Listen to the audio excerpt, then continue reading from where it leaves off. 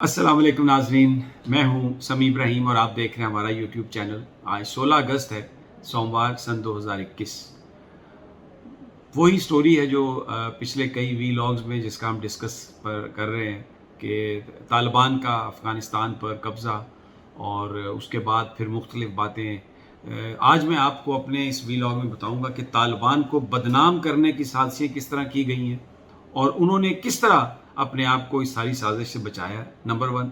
और दूसरा, मगरिब का जो चेहरा है वो किस तरह एक्सपोज हुआ है, कितने वो मुनाफिक लोग हैं और कितना वो डिस्क्रिमिनेट करते हैं दूसरी दुनिया के लोगों को। अफ़गानिस्तान में वो गए कि जी हम अफ़गान लोगों की मदद करने आए हैं, लेकिन हकीकत में अफ़गान लोगों की कितनी इज़्ज़त करते हैं मैं आपको ये वीडियो दिखाता हूँ। इस वीडियो को देखें आप तो आपको अंदाज़ा होगा कि ये चूहों की मानद ट्रीट करते हैं, चाहे पाकिस्तानी हो चाहे अफ़गान हो। और बेसिकली इनकी जो हिपोक्रेसी है ये खुलकर आपके सामने आएगी। पहले ज़रा आप इस वीडियो को देखें। आपने देखा इस वीडियो को कि जहाज़ जो है वो रनवे पे चल रहा है और उसके साथ नौजवान भाग रहे हैं, लेकिन पायलट को इस बात की कोई परवाह नहीं कि ये टायरों के तले आके कुचले जाएंगे। उसको परवाह उन लोगों की है जो जहाज़ के अंदर बैठे हुए हैं, जो शायद अमेरिकन्स हैं, डिप्लोमेट्स हैं, सफ़ेद रंग के भी होंगे, खूबसूरत होंगे, और जो नीचे लोग दौड़ रहे हैं वो गरीब लोग थे, वो अफ़गानी थे। अब ये अमेरिका 20 साल पहले आया तो इसलिए था कि जी हम आपकी मदद करने आए हैं, अफ़गानिस्तान का इंफ्रास्ट्रक्चर बिल्ड करने आए हैं। लेकिन आज जो कुछ उन्होंने किया काबुल एयरपोर्ट पर, उसने ये बताया कि ये इज़्ज़त, ये मकाम अफ़गानियों का है अमेरिका के दिल में। और यहाँ पर वो डेफिनेटली अपने मकासद, अपने सियासी मकासद और पता नहीं क्या क्या उनके मकासद थे, उसके लिए वो आए थे। कोई अफ़गान लोगों की मदद करने नहीं आए थे। इल्ज़ाम लगाते हैं तालिबान पर कि वो दहशतगर्द हैं, वो वुमेन राइट्स को वायलेट करेंगे, वो इंसानी राइट्स को वायलेट करते हैं। वो तो पता नहीं, अब जब भी हुकूमत में आएंगे तो हम देखेंगे कि वो करते हैं या नहीं करते। लेकिन ये जो आपने मुनाफ़कत देखी, ये तो सीधा सीधा उस रनवे पर ये ह्यूमन राइट्स की, इंसानों के राइट्स की ये मुखालफत कर रहे थे, उसको दबा रहे थे और उनको रोनते हुए ये अपने जहाज़ उड़ाने की कोशिश कर रहे थे और उड़ाए इन्होंने। और ऊपर से गिर के 3 नौजवान अल्लाह को प्यारे हुए। क्या वो जानें बचाई नहीं जा सकती थी? लेकिन नहीं, उसकी रिस्पॉन्सिबिलिटी अमेरिका बहादुर पर तो आप नहीं दे सकते, सवाल ही पैदा नहीं होता।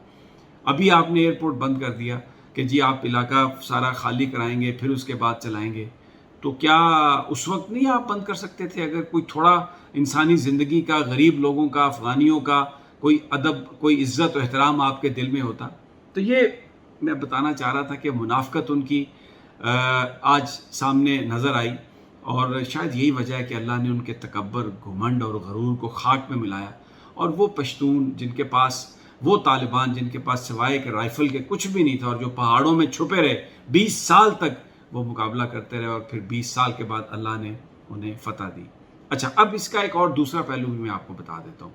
ये जो लोग वहाँ पर आए थे, इनको क्यों जानबूझकर नहीं हटाया उन्होंने, अमेरिकन्स ने या वेस्टर्न्स ने? 6000 अमरीकी फ़ौजी वहाँ पर एयरपोर्ट पर मौजूद हैं जो अपने सफारतकारों का दिफा कर रहे हैं, जो जिनका मकसद सिर्फ उन लोगों को वहाँ से निकाल के अपने मुल्क में पहुँचाना है। जो तालिबान को बदनाम करने के लिए, ताकि उन पर सैंक्शंस लगाई जा सकें, ये इल्ज़ाम दिया जाए कि ये कत्ल गारत सारी उन्होंने की और साथ में पाकिस्तान को लपेटा जाए। क्योंकि अमेरिकन मीडिया, मैं पिछले अपने वीलॉग में भी बता रहा हूँ, वेस्टर्न मीडिया सारा, इंडियन मीडिया सारा पाकिस्तान को जनरल कमर जावेद बाजवा का नाम ले लेके कह रहे हैं कि ये जो कुछ हुआ ये इन्होंने किया। इन लोगों को क्योंकि अभी ये पहले बिल्डअप किया गया कि बहुत बड़े रिफ्यूजीज आ जाएंगे, वहाँ पर बड़ा स्पिल ओवर होगा, तालिबान कत्लो गारत करते हैं। लेकिन तालिबान ने कहीं पर खून नहीं बहाया, कहीं पर उन्होंने फायरिंग नहीं की। 95% इलाका जो तालिबान ने टेक ओवर किया, मैं आपको अपने पिछले वीलॉग में बता चुका हूँ, वो जब वो पहुँचे उन जगहों पर निगोसिएशंस के ज़रिए किया।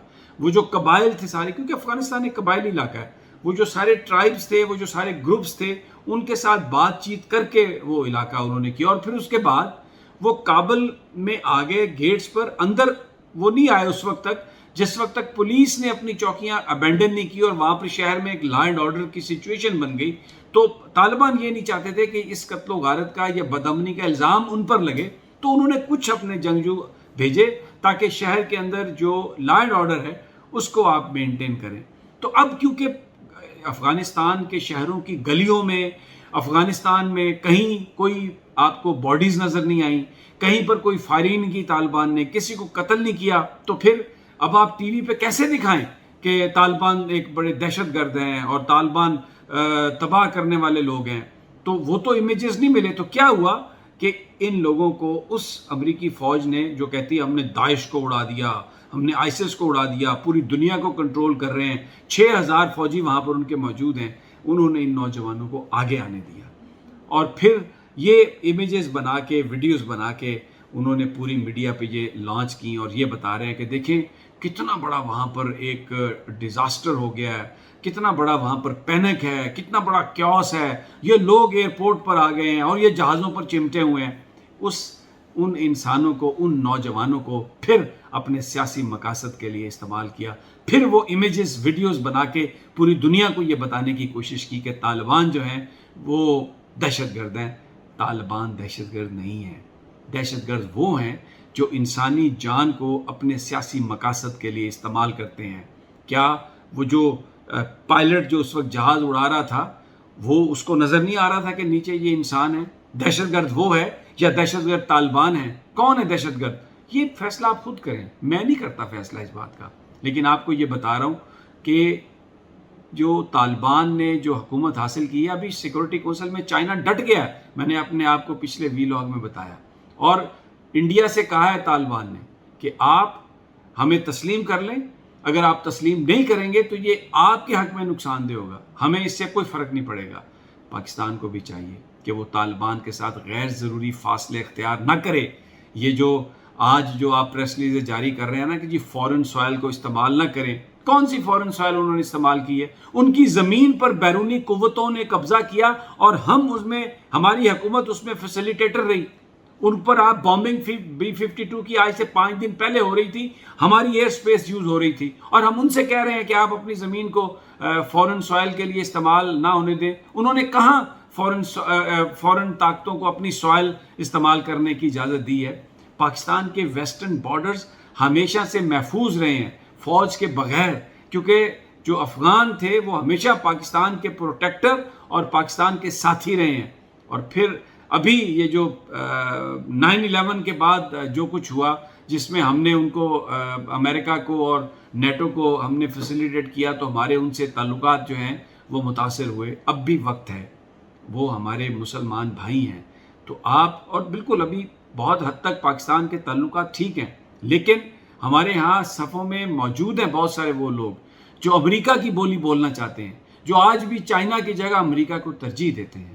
ضرورت اس بات کی ہے کہ قوم بھی ان سے باخبر رہے اور وزیر اعظم صاحب کو بھی ان سے باخبر رہنے کی ضرورت ہے، تاکہ کوئی بھی اس طرح کی حرکت نہ ہو جس سے ہمارے، خدا نخواستہ، ہمارے اور طالبان کے درمیان کوئی دوری ہو۔ پاکستان کو بالکل طالبان کو ریکگنائز کر لینا چاہیے چائنا کے ساتھ مل کے، اور اب سعودی عرب کے چیف آف جنرل سٹاف آئے ہیں، بڑا اہم ان کا دورہ ہے، جنرل قمر جاوید باجوہ سے وہ ملے، اور یہ جو ہے سارا افغانستان کی سچویشن کے لیے ہے۔ اس میں پاکستان کو چاہیے کہ وہ اسلامی ممالک کے ساتھ مل کر اس بات کی راہ ہموار کرے کہ سعودی عرب اور دوسرے ممالک جو ہیں وہ فوراً طالبان کی حکومت کو قبول کریں، اس کو ریکگنائز کریں، اس کو ایکسیپٹ کریں، تاکہ معاملات جو ہیں وہ ایک سموتھ سیلنگ کی طرف جا سکیں۔ انشاءاللہ جلد آپ سے دوبارہ ملاقات ہوگی، اجازت دیجیے، اللہ نے